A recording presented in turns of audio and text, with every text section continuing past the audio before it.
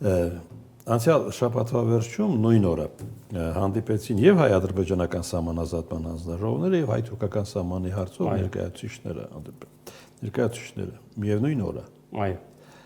Ինչ որ կապ տեսնում եք դրա։ Դուք նաեւ Կաբալայի հանդիպման մասն եք։ Դե Կաբալայում եւ կապը տեսնում եմ, որ աշխատանքային այց է պայմանավորեցրած ընդհանցակարգային հարցեր լուծելու համար Թուրքիայի հետ Բաքվի հետ միաժամանակ, որովհետև այնտեղ համատեղությամբ են այդ հարցը լուծում առանց Թուրքիայի մասնակցության, ես ձեզ վստահեցնում եմ, հարցեր չեն քննարկվում, չեն լուծվում։ Թեպետ դա վերաբերում է հայ-ադրբեջանական սահմանին։ Ամեն դեպքում Թուրքիան ասել է, որ իմ օրակարգի պես մի բան է, երբ որ հայ-ադրբեջանական հարաբերությունները կարգավորվեն, հետևաբար այդտեղից նաև կկարգավորվեն հայ-թուրքական հարաբերությունները, որպես այդպեսին միշտ հղում է տալիս դրան։ Հետևաբար իրենց հետաքրքիր է եւ նրանք անմնացորդ չեն նաև հայ-ադրբեջանական սահմանազատման, սահմանագծման աշխատանքների համատեքստում իրենց ներգրավվածությանը, այսպես ասած, այնպես որ հայը համաձայնեցած է առասարակ աշխատանքային այցեր հետևում եմ իրադարձություններին, իհարկե դերևս չի ինֆորմացվում, թե ինչ ձեռքբերումներ կա կամ առհասարակ ինչ գործառույթ։ Դե սահմանազատման մասին չեն խոսում կամ չի արվում որևէ քայլ։ Թեկուզ խոսում է։ Հետո ի պաշտոնը չէ։ Պետք է ինչ որ բան սկսվեն անել։ Դե ինչ որտեղ տեսեք, այն ժամանակ գուցե տեսան, որ դա ինչ որտեղ երբ որ լուսաբանվում է համաժողովրդական ինչ-որ ցասում է առաջանում, լարվածություն է առաջանում, մանավանդ տեսանք այդ 12-ից 14 կիլոմետրի հատվածը ինչպես սահմանազատեցին, ինչ վերջնարդյունք եղավ, ու իրենք մտահոգված են, որ ավելորդ էմոցիոնալ ինչ-որ իրավիճակներ չստեղծելու համար դա այն գործընթացն է, որ կարելի է, այսպես ասած, ներքին պայմանավորվածություններով անել, հետո ժողովուրդը կիմանա, չիմանա, դա հարցի մյուս կողմն է, բայց գործնականում այո, դուք շատ ճիշտ նշեցիք, առ ժամանակ ինքը ոնց որ կասեցված էր գործընթացը։ Այս պահին էլ ինֆորմացիա չկա, թե հիմա ի վերջո նույն Տավուշի մարզից են սկսել։ Որտեղից են սկսում, ինչ են։ Չէ, այդ խոսակցությունը անցած տարի էլ կար, որ ըստ տրամաբանության պետք է սկսվեր Հայաստան-Վրաստան-Ադրբեջան սահմանագլխից մեզ հայտնի Բագրադաշենի անցակետի հատվածից, հա, սահմանագծից, որը որ պետք է տրամաբանորեն շարունակվեր դեպի հարավ հասներ այն հատվածը, որտեղ որ միջանկյալ հատված որպես այդպեսին արդեն սահմանագծված է, հետո շարունակաբար իջներ Գեղարքունիքի մարզ, Վայոց ձոր, Սյունիք։ Թե ինչ ժամանակահատվածում դա կլինի, Աստված գիտի, ընդհանրապես, որովհետև միշտ իմ տարակուսանքն եմ հայտնել, գիտեք, ձեր բազմաթիվ ելույթների ժամանակ, հանրային ելույթներում ասել եմ, որ մտահոգությունն է, որովհետև դա տաժանակի դժվար աշխատանք է, առավել եւս, որ այդտեղ հələ չգիտենք կոմպետենտ մասնագետներ ներգրավված են այդ աշխատանքներին, թե ոչ։ Ամեն ինչ եթե լինի էլ, բայց ոչ որևէ անգամ չի ասվում, որ օրակարգում է այդ հանդիպումների անեքսիայից ազատվելու հարցը։ Հասկանալի, այո, այդ էլ կա, բայց խնդիրը հիմա այստեղ տեսեք որն է,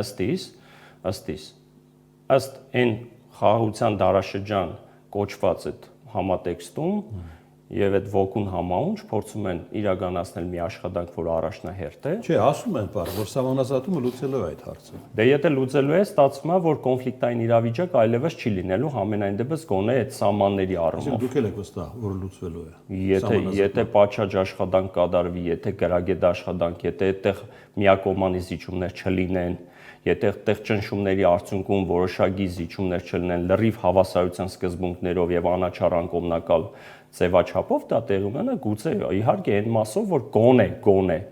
այս ձևավորված ստատուս քվոյի պայմաններում հայ-ադրբեջանական սահման կուրվագծվի։ Այն սահմանը, որը մինչև այս պահը ստացվում է վարչատարածքային միավոր բաժանարար գիծ էր, որպես այդպեսին, հետխորհրդային, գիտեք, կարգերի ժամանակ, բայց այս պարագայում ես ուրիշ վերապահումներ ունեմ։ Այստեղ ես ունեմ նաև լուրջ մտահոգություններ, թե արդյոք իրոք իմ կողմից վերը նշված այդ անաչառ անկողմնակալ եւ առանց զիջումների կլինի այդ process-ը։ Այսինքն արտաքին օրակարգում Հայաստան-Թուրքիա եւ Ադրբեջան-Հայաստան գործընթացները նույն սինխրոնիզացված։ Այո, միանշանակ։ Եվ դրա մասին բացահայտ խոսում են պաշտոնապես երկու կողմերն էլ։ Ընդ որում առանց կաշկանդվելու, որտեղ թուրքական իշխանությունները ամեն պատե անպատե առիթին ասում են, որ մեր եւ Հայաստանի հետ հարաբերությունների զրոյական կետից ինչ որ մի փուլի անցումը դա ուղիղ կապված է Հայաստան-ադրբեջանական Թրիպի գոյությունը այդ կոնստրուկցիան չի փոխել։ Ոչ, չի ասի։ Մանավանդ որ իրենք եւս այդ մասով անմնացող չեն, այս մասով հակառակը իրենք համատեղ են գործում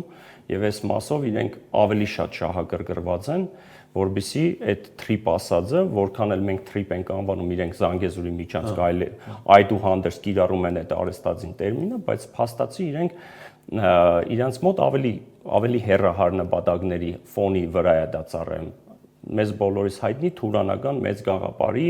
այդ թուրանական աշխարհին որպես կաբող միջանցք։ Եթե մենք ձևակերպում ենք, որ դա թրիպ միջանցք է, որը ծառայելու են ընդհանրապես ցամաքային Ադրբեջանը Նախիջևանի կապի միջոց ստեղծելու համար, դա բա իրենց համար ավելի լուրջ գեոպոլիտիկ նպատակ է դա պնդում, այդ էլ գաղտնիք չի, դրա մասին են ուղիղ։ Իրանց համար, մեզ համար ինչ է այդ նույն նպատակը։ Մեզ համար դա ամենայն դեպս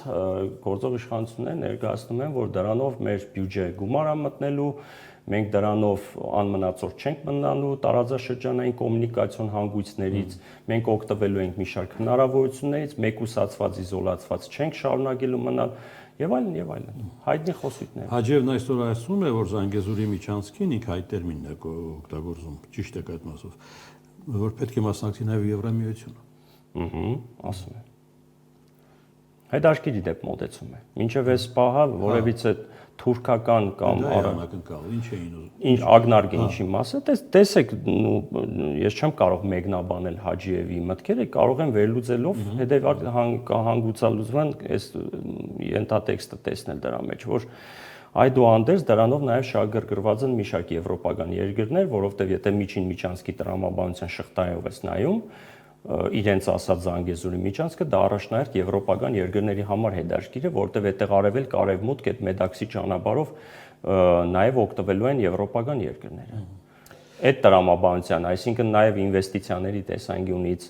նաև եվրոպական երկրները կա եւ այդտեղ հաբա դառնում Թուրքիան որպես այդպեսին նաև, որտեղ այդ ապրանքաշրջանառությունը ամբողջացման կենտրոնացվելու է Թուրքիայում եւ Ստամբուլը դառնում է այնպիսի մի հատված, որտեղից ամբողջական Եվրոպան մատակարարման սկզբնաղբյուր է դառնում։ Դե տեսեք, բոլոր պոզիտիվ հայտարարություններին եւ նպատակներին այնուամենայնիվ սպասողական վիճակը պահպանվում է։ Այո։ Բոլոր կողմերի։ Ինչին են սպասում։ Դե ասեցի արդեն թուրք-ադրբեջանական կողմը օր առաջ սպասում է, որ իրանց մասով արդեն աշխատանքները ավարտել են գրեթե մինչև Միջնավան հատվածը, այսինքն Հայաստանի հետ սահմանը, Նռնաձորի հատվածը, ակնկալում են, որ հայկական կողմը ոնց որ ստանձնել է այդ պարտավորությունը 42 կիլոմետրի վերակառուցման աշխատանքները մաքսիմալ արագ ժամկետներում գործի անցնել եւ կատարածել, կապը ստեղծել Նախիջևանի հետ։ Մենք գիտենք, որ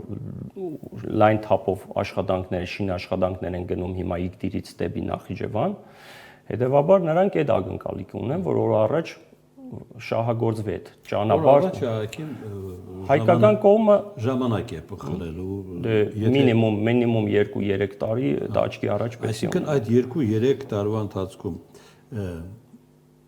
արտաքին քաղաքական զարգացումները սառեցվելու են։ Ոչ, արտաքին քաղաքական զարգացումները ինքնահոս գնում են այդ տրամաբանության շղթայում, այստեղ ոչ մի բան տեկտոնական ինչ-որ տեղաշարժեր չի լինելու։ Գոյություն ունի արդեն պայմանավորվածություններ Վաշինգտոնյան,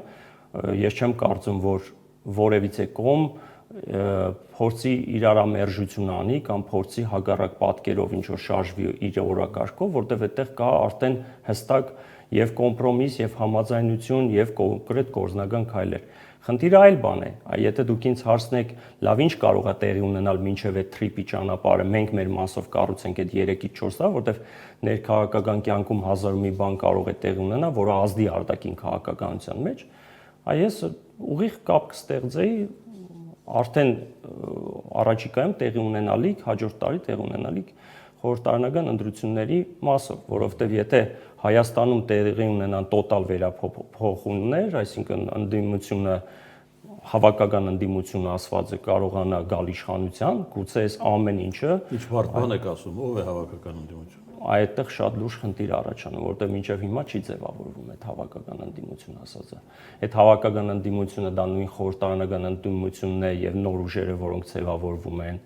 Այսինքն տեսեք օրինակ այսօր կարդում եմ մամուլը, ասում են, որ որոշակի չելտնմենական պայմանավորվածություն, ասենք համաձայնություն, ասենք ամենայն դեպս փորձում են առանց իրար պիդագավորելու, առանց վանկարգելու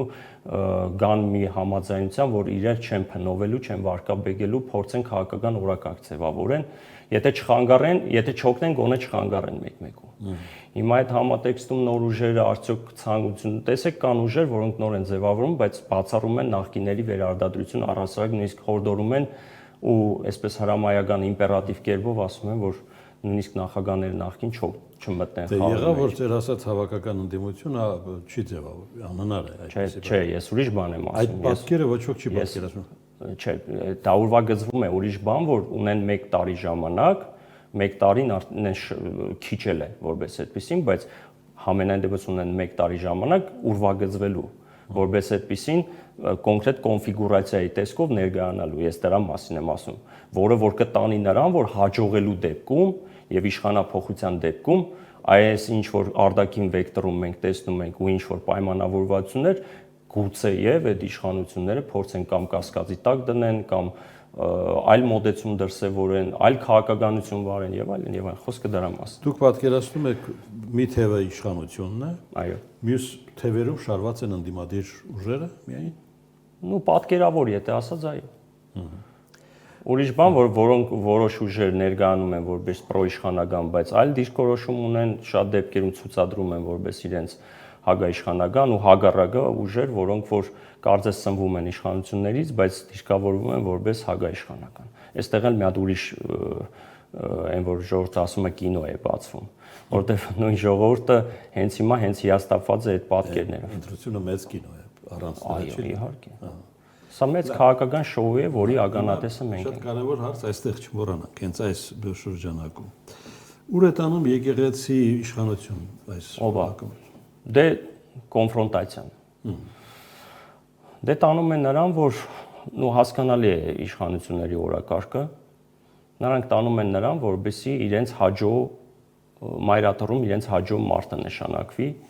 որը որ իրենց ձևակերպումով ապա քաղաքական կլինի, չի մասնակցի որևիցե քաղաքական գործընթացների եւ ընդհանրապես քաղաքական հայտարարություններ ու աստար չի հաղորդի իր գործունեությանը։ Դե եկեղեցին ըստ էության այդպեսին էլ պետք է լինի։ Դե ըստ տրամաբանության այո, բայց այդտեղ ուրիշ նրբություն կա։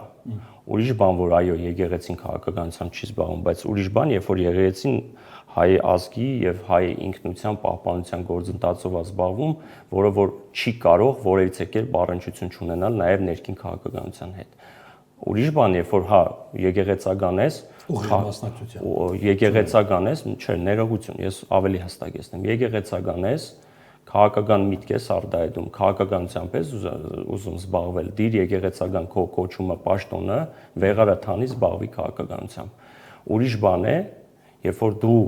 մտահոգ ես քո վաղվա օրվա համար, քո ժողովրդի համար, դու որպես նաև հոգևորական բացառապես շարժում ես ազգային պետական մտածողությամբ, հասկանում ես վերահաս վտանգները, հերահար, եւ այստեղ շարժվելով բացառապես այն տրամաբանությամբ, երբ որ պետություն չի եղել, եկեղեցին է կանգնած եղել եւ միշտ պետությունը փոխարինել է եկեղեցով ժամանակին, այս տրամաբանության շղթայում փորձես օգտակար լինես պետության պետականությանը, դա է հարցը։ 2 թե 3 օր առաջ հնչեց այս թվերը, որոնք հիմա ընթերցելու եմ, 44 օրային զոհվել է 3833 մարդ, 78 քաղաքացիական անձ, 3755 զինվորական, 191 անհետ կորած, 172 զինվոր, 19 քաղաքացիական։ Ինչ կոնտեքստում է հնչում այս։ Դե տեսեք, այստեղ նախ գալիս ենք նրան, որ եկավ անվանական պահանջեցին, որ անվանական պահանջեցին, այո։ Այստեղ նախ իրարամերժ հայտարարություններ, որովհետև եթե հիշում եք, Անդրանիկ Քոչարյանը այլ թիվ էր ասում, Ալեն Սիմոնյանը այլ թիվ էր ասում։ Նախ գանք դե այդտեղից։ Ու թվերը այնպես չէր, որ 1-2-ի սխալ էր։ Այնտեղ 100-ից եւ 100 եւ ավելիի մասին է։ Նախ այդտեղ, որ նախեդի ցույց է տալիս, որ իշխանությունները ստացվում է կամ լիարժեք չեն տիրապետում, կամ կիսատ պրատ են տիրապետում, կամ հանրությանը չգիտեն որը ճիշտ ներկայացնեն։ Այստեղ նաեւ ու դա տալու է տարակուսանքի զգացում ժողովրդի մոտ այդ մեկ։ Երկրորդը այդ հայտարարությունները ինչի համար, որովհետև 44 օրյա հանձնախմբի այդ գործառույթները, որոնք իրենք ստանձնել էին, Մինչև այդ պահեր հիշում եք, հանձնաժողովը ասում էր, որ դա բաց թափանցիկ չի լինի առաջի էտապում, բայց ամբողջությամբ դա հետո Զեկույցի մասին։ Զեկույցի։ Հիմա դա տեսեք, Դավիթ Տոնոյանն էլ կարծեմ այսօր ասում էր, բա զեկույցը։ Մերժել են Դավիթ Տոնոյանը։ Մերժել են, այո, դե հիմա տեսեք։ Հիմա ժողովրդի իրավունք են բացատրելով, ինչու են։ Հասկանալի է, ես էլ կարող եմ հիմնավորել, իրենցից ավելի լավ կարող եմ ես հիմնավորել, ինչի կարելի է մերժել զեկույցը ցույց, բայց այստեղ խնդիրը այլ բան է։ Երբ որ դու ասում ես, որ ես ամբողջ աշխատանքը կատարելուց հետո թափանցիկությամբ այս ժողովրդավարական բաստիոն ենք մենք ցույց կտանք, որբիսի հանրության մոտ բոլոր այդ մտահոգությունները փարատվեն եւ ի հայտ գա հա ճշմարտությունը, այդ թվում զոհվածների թվականակ, որ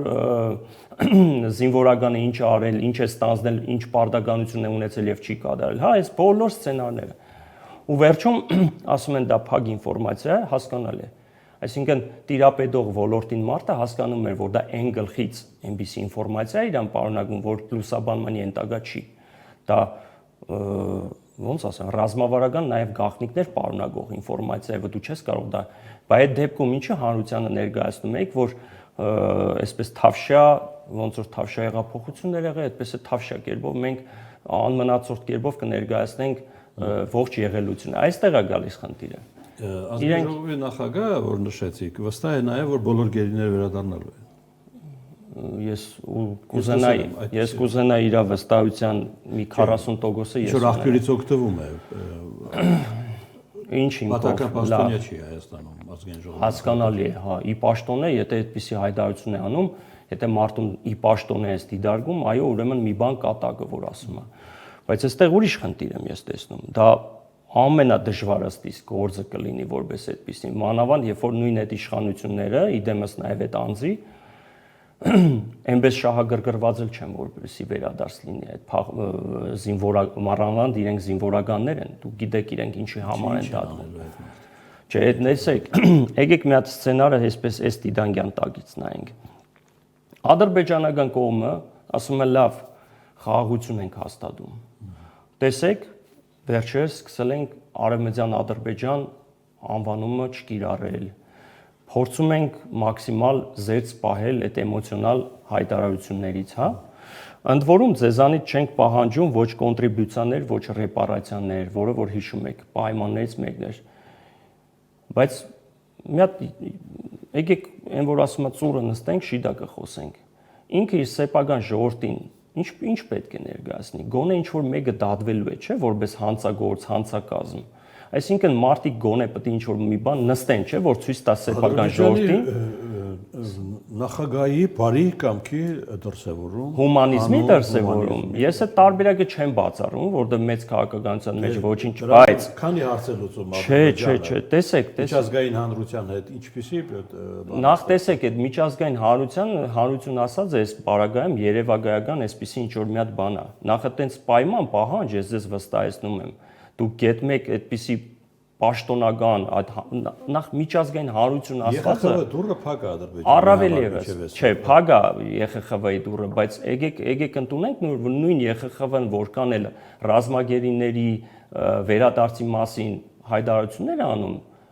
ձայն բարբարո անապատի է Ադրբեջանի համար եւ այստեղ այնպես չի որ նրանք կաշկանդված են այդպիսի հայտարարություններով դրա համար եմ ասում նրա Ալիևը այն անձը չի տեսեք ամբողջ աշխարհը ասում է Զանգեզուրի միջանցքի այդպիսի տերմին չկա